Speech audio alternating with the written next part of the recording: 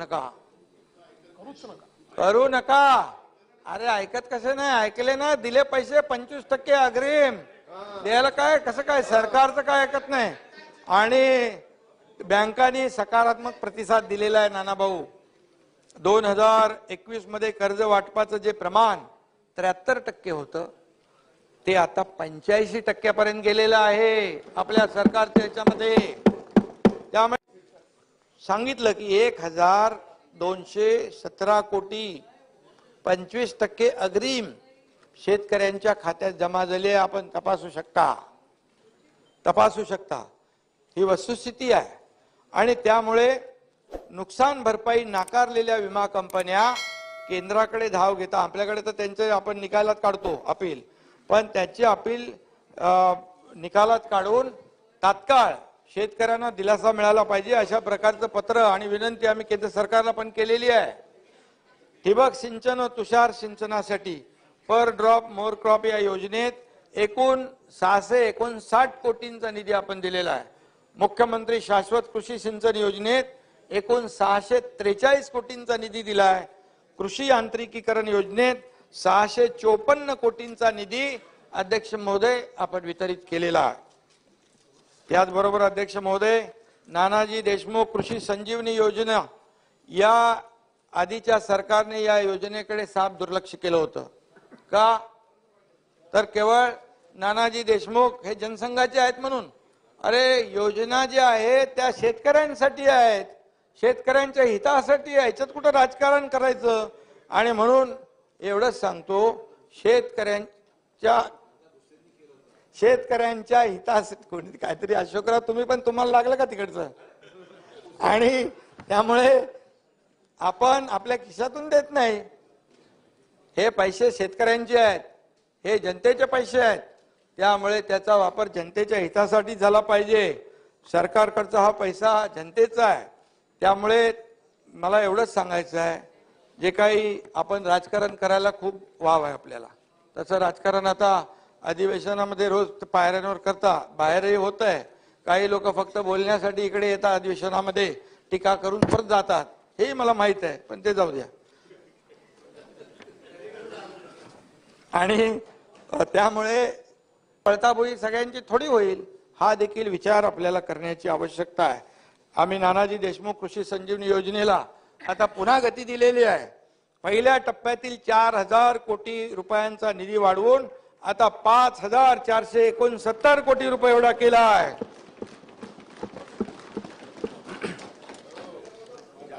16 जिल्ह्यांमध्ये ही योजना राबवण्यात येते. दुसऱ्या टप्प्यासाठी जयंतराव चाललंय 6000 कोटी रुपये खर्च येणार असून, तुम्ही सभागृहात नसला की मजा येत नाही, आहे तेच म्हणून खर्च येणार असून पहिल्या टप्प्यातील 16 जिल्ह्यांसह विदर्भातील नागपूर, भंडारा, गोंदिया, चंद्रपूर आणि गडचिरोली अशा एकूण 21 जिल्ह्यामध्ये प्रकल्पाचा दुसरा टप्पा आपण राबवतोय. हिंदुहृदय सम्राट बाळासाहेब ठाकरे कृषी व्यवसाय व ग्रामीण परिवर्तन प्रकल्पासाठी 344 कोटीचा निधी आपण दिलाय. अशा प्रकारे केवळ कृषी विभागाच्या प्रमुख योजनांच्या माध्यमातून शेतकऱ्यांना जुलै 2022 पासून तब्बल 15,040 कोटींचा लाभ आपल्या सरकारने दिलेला आहे. 22 जुलै 22 पासून. शेतकरी हा विषय फक्त कृषी खात्याशी संबंधित नाही, तर अनेक खात्यांशी त्यात समन्वय साधून बळीराजाला आपल्याला जेवढी जास्तीत जास्त मदत करता येईल त्याला सर्वतोपरी शाश्वत मदत करण्याचा आमच्या सरकारचा प्रयत्न आहे. शेतकऱ्यांना नुकसान भरपाई देण्याबरोबरच नुकसान झालं तर ते पुन्हा उभे राहावेत, त्यांची शेती शाश्वत व्हावी यासाठी देखील आमच्या सरकारने, आपल्या सरकारने अनेक प्रकल्प हाती घेतलेले आहेत. महाराष्ट्रात प्रथमच कांद्याची महाबँक, आता त्याचं काकोडकर साहेब आणि ते आपले अणु ऊर्जाचे आयोगाचे अध्यक्ष मोहंती यांच्याबरोबर एक VC वर बैठक झाली. कांद्याची महाबँक आपण स्थापन केली आणि ज्येष्ठ अणुशास्त्रज्ञ डॉक्टर अनिल काकोडकर हे त्यासाठी मदत करतायत. न्यूक्लिअर तंत्रज्ञानाचा वापर करून कांदा इरॅडिशनचा हा पथदर्शी प्रकल्प जो आहे हा कांदा उत्पादकांच्या समस्येवर कायमस्वरूपी उपाय ठरेल अशा प्रकारचा आपल्या सरकारचा प्रयत्न आहे। त्यांनी तिथे सॅम्पल पण दाखवले, आता तुम्ही बघितले ना, म्हणजे 6 महिने 8 महिने झालेले कांदे, 8 महिन्यामध्ये कोंब नाही फुटला विजयराव, एकदम तसेच्या तसे कांदे आणि बटाटे। म्हणजे शेतकऱ्यांसाठी एक क्रांतिकारक निर्णय आपल्या सरकारने घेतला आहे हा आणि ऐतिहासिक निर्णय आहे। समृद्धी महामार्गालगत आपण 13 कृषी समृद्धी केंद्राच्या उभारणीचं काम सुरू केलेलं आहे। त्याचबरोबर कांदा निर्यातीबाबत केंद्रीय वाणिज्य मंत्री पियुष गोयल यांच्याशी देखील आमची चर्चा झाली। कांद्याच्या बाबतीत जे काही प्रश्न आहेत त्याचाही तोडगा नक्की निघेल असा विश्वास आहे। राज्य सरकारच्या विविध घटकांसाठी अनेक योजना असतात, अनेक निर्णय आपल्या सरकारने घेतलेले आहेत, पूर्वीच्या सरकारने देखील घेतले होते, पण या योजनांचा लाभ प्रत्येकापर्यंत पोहोचत नाही ही वस्तुस्थिती आहे। सरकारी कार्यालयामध्ये अनेक वेळा चक्रा ही वस्तुस्थिती आहे। सरकारी कार्यालयामध्ये अनेक वेळा चक्रा मारणं, खेट मारणं आणि सातत्याने त्याचा पाठपुरावा करणं आणि त्यामुळे सामान्य माणूस चक्रा मारून हताश होऊन जातो आणि ते लाभही सोडून देतो। आणि म्हणून या ठिकाणी शासकीय योजनांचा लाभ जो आहे प्रत्येक लाभार्थीला मिळाला पाहिजे, यासाठी आम्ही शासन आपल्या दारी हा देखील एक प्रयोग सुरू केलेला आहे। या योजनेला लोकांचा उत्स्फूर्त प्रतिसाद देखील मिळतोय। आतापर्यंतच्या अध्यक्ष महोदय 20 कार्यक्रमामधून तब्बल 2.25 कोटी लाभार्थ्यांना या मोहिमेच्या अंतर्गत विविध योजनांचा लाभ मिळाला आहे। 2.25 कोटी कृषी विभागाच्या वेगवेगळ्या योजनांच्या माध्यमातून विजयराव 2,37,250 शेतकऱ्यांना ट्रॅक्टर, कीटकनाशक फवारणी, ड्रोन, शेतीची अवजारं देण्यात आलेली आहेत। आणि त्याचबरोबर या मोहिमेद्वारे आतापर्यंत शेतकऱ्यांना 1,000 कोटीपेक्षा जास्त रुपयांच्या अनुदानाचं देखील वाटप करण्यात आले विविध योजनांमधून। यात सुमारे 28,000 शेतकऱ्यांना ट्रॅक्टरचं देखील वाटप झालेलं आहे। आणि म्हणून अत्याधुनिक तंत्रज्ञानाद्वारे पिकावरील फवारणीसाठी ड्रोनचा वापर आता वाढू लागलाय। त्याचं देखील आम्ही एका शासन आपल्या दारीमध्ये कार्यक्रमात गेलो, ते स्वतः आम्हाला तो ड्रोन त्या ठिकाणी दाखवला, त्याचं प्रात्यक्षिकही दाखवलं। आणि म्हणून अशा ड्रोनचंही वाटप शासन आपल्या दारीच्या माध्यमातून केलं जात आहे। अध्यक्ष महोदय, छत्रपती शिवाजी महाराज शेतकरी सन्मान योजना जी आपल्या काळात होती ना देवेंद्रजी, 2017 मध्ये देवेंद्रजींनी त्यांच्या काळात, मी होतो सरकारमध्ये, आपल्या सरकारमध्ये, हा सुनील बोलतोय, आपल्या सरकारमध्ये, हा, तर 44 लाख शेतकऱ्यांना 18,762 कोटी इतका कर्जमाफीचा लाभ त्यावेळेस दिला होता। परंतु सॉफ्टवेअर मध्ये त्रुटी निर्माण झाल्याने 6,56,000 शेतकरी कर्जमाफीपासून वंचित राहिले होते। या 6,56,000 शेतकऱ्यांना कर्जमाफी जी आहे ती वंचित राहिले होते। ही देखील खरं म्हणजे ही वास्तविक या आधीच्या सरकारने, महाविकास आघाडी सरकारने जे राहिलेले जे 6,56,000 शेतकऱ्यांना पैसे द्यायला पाहिजे होते, अरे सरकार गेलं ना। आणि त्यामुळे खरं म्हणजे या योजनेमध्ये तत्कालीन सरकारच्या कानापर्यंत किंवा कानावर जाऊन सुद्धा कानाडोळा झाला असेल, कानाडोळा केला असेल। परंतु अध्यक्ष महोदय, मी या ठिकाणी सांगू इच्छितो, मी या ठिकाणी त्याबाबत घोषणा करू इच्छितो की 6,56,000 वंचित शेतकऱ्यांना ते पैसे आम्ही देणार।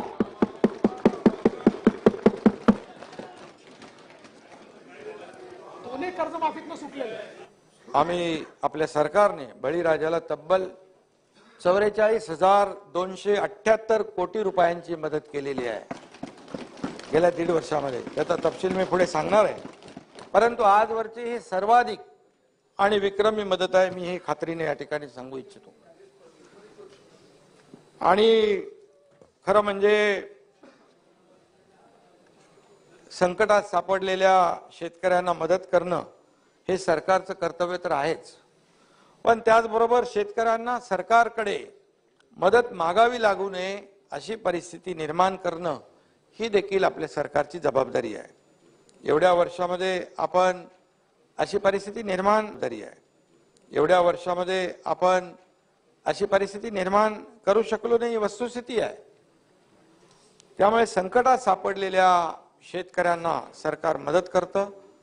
त्यामध्ये आपण आम्ही काहीतरी मोठं केलंय असं म्हणण्याचं कारण नाही, तसं मी म्हणणारही नाही. कारण शेवटी शेतकऱ्यांना सरकारच्या मदतीविना स्वतःच्या पायावर आपण का उभं करू शकलो नाही याचा विचार मी पुन्हा एकदा सांगतो की आपण सर्वांनीच केला पाहिजे असं मला वाटतं. आपलं सरकार, आमचं सरकार त्या दिशेने प्रयत्न करतंय, ठोस पावलं उचलतंय आणि त्याचा तपशील देखील मी या ठिकाणी पुढे मांडणार आहे. राज्यात सत्ता आल्यानंतर गेली 1.5 वर्ष ऊन पावसाच्या तडाख्यामध्ये आम्ही शेतकऱ्यांच्या पाठीशी उभं राहिलेलो आहे. त्यांच्या समस्या समजून घेत त्यावर उपाययोजना करत आहोत आणि पुढेही आपण करणार आहोत. त्याच्यामध्ये आपली जबाबदारीच आहे. आसमानी संकटाच्या बाबतीत आपण सगळेच हतबल असतो, पण आसमानी संकटानंतर बळीराजावर पूर्वीप्रमाणे अध्यक्ष महोदय सुलतानी संकट येऊ नये याची खबरदारी आम्ही सत्तेत आल्यानंतर पहिल्या दिवसापासून घेत आहोत.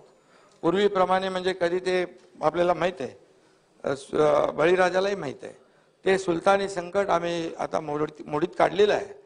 मला खात्री आहे की आसमानी संकटातून आपण निश्चितपणे शेतकऱ्याला बाहेर काढण्याचा प्रयत्न करतोय आणि करणार आहोत.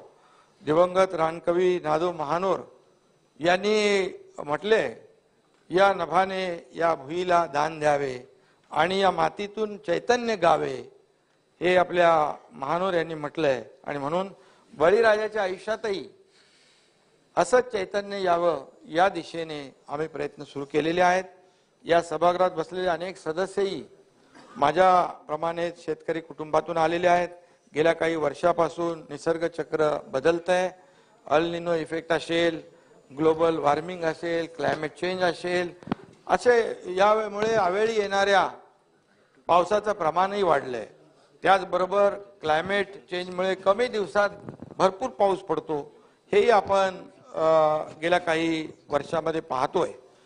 आणि एकीकडे अतिवृष्टी तर दुसऱ्या भागात दुष्काळ, कधी अवकाळी पाऊस, कधी गारपीट, अशी स्थिती गेली काही वर्ष सातत्याने या ठिकाणी निर्माण होतीये. अध्यक्ष महोदय, या ठिकाणी आपल्या कष्टकरी शेतकऱ्यांच्या हातातोंडाशी आलेली पिकं वाया जातात तेव्हा त्याची वेदना आपल्याला कळते. आणि मगाशी मी म्हणालो की जसं आम्ही दोघंही, देवेंद्रजींनी आम्ही मगाशी गेल्या आठवड्यात गेलो होतो, हातातोंडाशी आलेलं पीक कापलेलं, त्यामुळे या ठिकाणी आरोप करताना आत्मपरीक्षण देखील होणं आवश्यक आहे, आत्मचिंतन देखील आवश्यक आहे. गेल्या सरकारपेक्षा निम्म्या कालावधीमध्ये अध्यक्ष महोदय आम्ही कितीतरी पटीने अधिक मदत शेतकऱ्यांना दिली आहे. त्याचा तपशील देखील या ठिकाणी समोर मी मांडणार आहे. आधीच्या सत्ताधाऱ्यांप्रमाणे घोषणा करून फक्त शेतकऱ्यांना पोकळ आश्वासनं किंवा त्यांच्या तोंडाला पानं पुसण्याचं काम आम्ही केलेलं नाही.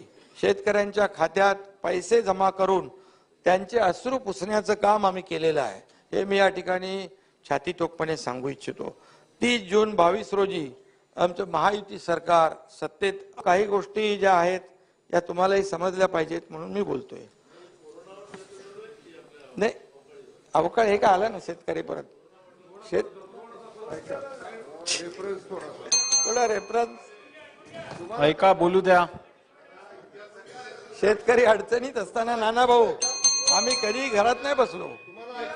प्रत्येक वेळी नानाला माहित आहे, प्रत्येक वेळी आम्ही बांधावर गेलोय, शेतात गेलोय आणि त्यांची परिस्थिती समजून घेतली आहे, त्यांना मदतही केलेली आहे. अधिवेशनाच्या काळात देखील, अवकाळी झाल्यानंतर देखील आम्ही दौरे केले आणि शेतकऱ्यांसाठी हे सरकार जे आहे म्हणून काम करणार आहे. आणि म्हणून यंदाही काही ठिकाणी दुष्काळी परिस्थिती आहे, तर काही ठिकाणी अवकाळी पावसामुळे शेतकरी हैराण झालाय. राज्यात सरासरीच्या 90% असमान पाऊस झाल्यामुळे या ठिकाणी पाण्याचं संकट निर्माण झालंय. दुष्काळ जाहीर करण्यात राज्य सरकारने दिरंगाई केली असा बिनबुडाचा आरोप देखील विरोधकांकडून झालाय. परंतु तुमच्या माहितीसाठी सांगतो, केंद्राच्या पथकाने नुकतीच आपण दुष्काळग्रस्त जाहीर केलेल्या तालुक्यांना देखील भेटी देऊन पाहणी केलेली आहे आणि यापूर्वी देखील आपण सत्तेत होतात. तुम्हाला माहित आहे की केंद्राने दिलेल्या मुदतीमध्ये प्रस्ताव पाठवला तरच केंद्राचं पथक येतं आणि पाहणी करतं. ज्या अर्थी केंद्रानं पथक पाठवलं याचा अर्थ मुदतीमध्ये दुष्काळ जाहीर केला हे उघड आहे आणि म्हणूनच त्यामुळे इथून पुढे तरी अंधारामध्ये अशा प्रकारचे बाण मारण्याचे आरोप होऊ नये एवढीच अपेक्षा आहे. आणि अध्यक्ष महोदय, या 40 तालुक्यातल्या शेतकऱ्यांना 2587 कोटी इतक्या रकमेची मदत देण्याबाबत केंद्र सरकारला देखील मागणीचं पत्र दिलेलं आहे आणि त्यावर केंद्राने IMCT इंटर मिनिस्ट्रियल कोऑर्डिनेशनल टीम पाठवली. त्यापैकी 15 पैकी 9 जिल्ह्यांना भेटी देखील दिलेल्या आहेत आणि शासनाच्या संबंधित वरिष्ठ अधिकाऱ्यांची त्यांच्याशी बैठकही झाली. ही मदत लवकर प्राप्त करून घेण्याबाबत केंद्रीय गृहमंत्री अमित शाह यांच्याकडे देखील एक बैठक होईल. त्यामुळे लवकरात लवकर केंद्राकडून निधी मिळेल असा विश्वास देखील मला आहे. केंद्राच्या निकषात न बसलेल्या परंतु कमी पाऊस झालेल्या 1021 महसूल मंडळांमध्ये दुष्काळ सदृश परिस्थिती जाहीर करण्यात आलेली आहे. या मंडळांमधील शेतकऱ्यांच्या कर्जांचं पुनर्गठन, चालू वीज बिलात 33% सूट, विद्यार्थ्यांच्या परीक्षा शुल्कात माफी आदी सर्व उपाययोजना या ठिकाणी सरकारच्या वतीने करण्यात येत आहेत. त्याचबरोबर रोजगार हमीच्या निकषांमध्ये देखील काही प्रमाणामध्ये शिथिलता देण्यासह 8 वेगवेगळ्या सवलती लागू केल्या आहेत. नुकसानग्रस्त शेतकऱ्यांना दिलासा देण्याकरता आम्ही NDRFच्या दरात दुप्पट दरानं शेतकऱ्यांना मदत देण्याचा निर्णय घेतला होता. त्यावेळेस 2 हेक्टरच्या ऐवजी ती मर्यादा 3 हेक्टर केली. जिरायतीसाठी 13,600 रुपये, बागायतीसाठी 27,000 रुपये व बहुवार्षिक पिकांसाठी 36,000 रुपये हे प्रति हेक्टर या दराने भरपाई देखील दिली. आपण NDRFने आता दर काही प्रमाणात वाढवले तरी त्यांच्यापेक्षा अधिक दराने वाढीव नुकसान भरपाई आपण देणार आहोत. गेल्या वेळेस शेतकरी बांधवांना जितकी नुकसान भरपाई मिळाली किंबहुना त्यापेक्षा यावेळेस अधिकच मिळेल हे देखील मी या ठिकाणी सांगू इच्छितो. कमी होणार नाही. या नुकसानीकरता सध्याच्या SDRFच्या दराने मदत द्यायची झाल्यास अंदाजे अध्यक्ष महोदय 1175 कोटी इतका खर्च आला असता. मात्र राज्य शासनानं वाढीव दरानं मदतीचा निर्णय घेतलेला आहे व हेक्टरी मर्यादा वाढवल्यामुळे 1851 कोटींचा लाभ आपण शेतकऱ्यांना देतोय. 1851 कोटी, 1175 लागला असता 1851 कोटी. पिकांच्या नुकसानीकरता SDRFच्या दरामध्ये 2015 पासून सुधारणा झाली नव्हती. आम्ही त्यात सुधारणा करून वाढीव दरानं मदत केली आणि करत आहोत. जानेवारी ते ऑक्टोबर 2023 या काळात झालेली अतिवृष्टी, अवकाळी आणि पुरामुळे झालेल्या पिकांच्या नुकसानीकरिता 1757 कोटी रुपये वितरित करण्याचा निर्णय झाला आहे. त्यापैकी 300 कोटीपेक्षा जास्तीचं वाटप देखील झालेलं आहे. विजयराव, शेतकऱ्यांच्या हितासाठी राज्याच्या इतिहासात प्रथमच असे अनेक निर्णय आम्ही घेतले. द्राक्ष बागांचं गारपिटीने नुकसान होऊ नये, डाळिंबाच्या बागांचं गारपिटीने नुकसान होऊ नये यासाठी त्यांच्या आच्छादनांसाठी मनरेगामधून मदत देण्याचा देखील आम्ही निर्णय घेतलाय.